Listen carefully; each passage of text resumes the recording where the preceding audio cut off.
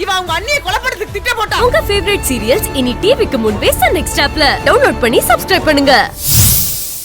நீங்க என்ன பண்ணி அவளை அப்படி சொல்ல வச்சீங்கன்னு தெரியாது. ஆனா அவன் மனசார சொல்லலாம்னு மட்டும் எனக்கு தெரியுது. அது இல்லன்னு உங்களால சொல்ல முடியுமா? டேய், அவ மனசார சொன்னாலோ இல்லையோ, இப்ப அதுவாட முக்கியம். கௌதம கல்யாணம் பண்ணிக்க சம்மதிச்சிட்டா, அதுதான முக்கியம்.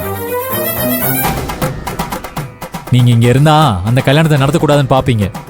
அதனால தான் சொல்றேன், பூஜா கல்யாண விஷயத்துல இனிமே இந்த வீட்டுல உங்களுக்கு வேலை இல்லை.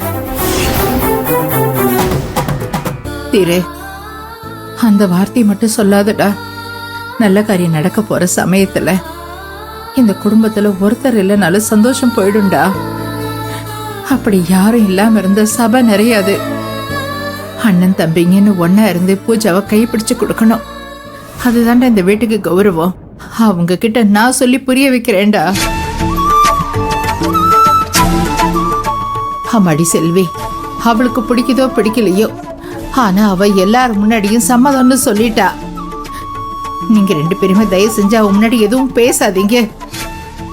பூஜாவே இந்த குடும்பத்தோட நிலைமைய புரிஞ்சுக்கிட்டு அவளே மனசு மாதிரி கௌதம கல்யாணம் செஞ்சுக்கிறேன்னுட்டா. ஆனா நீங்க வீணா அவகிட்ட பேசி அவளோட மனசை குழப்பாம இருந்தீங்கன்னா போதும். உங்களை நான் கையெடுத்து கும்பிட்டு கேட்டுக்கிறேன். ஐயோ மா, அண்ணன் தான் ஏதோ நாங்க துரோகம் பண்ணதான் நினைச்சிட்டு இருக்காரு. ஆனா உண்மை என்னன்னு அவருக்கு தெரியும்.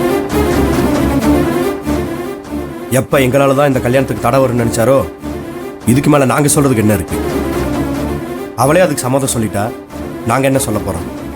என்னமோ பண்ணி தொலைங்க.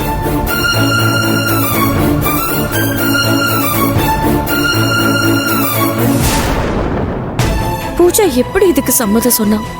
எப்படி சொல்லி இவ்வளவு மிரட்டினாங்க? பாவம், அவ மனசுல இருக்கிறத வெளியே சொல்ல முடியாம தவிக்கிறா. உண்மையான காரணம் ஒரு நாள் வெளியே வரும். மாமா, நாங்க இந்த குடும்பத்தை வாழ வைக்க நினைக்கிறோம். கெட்டு போகணும்னு நாங்க ஒரு நாளும் நினைச்சதில்லை.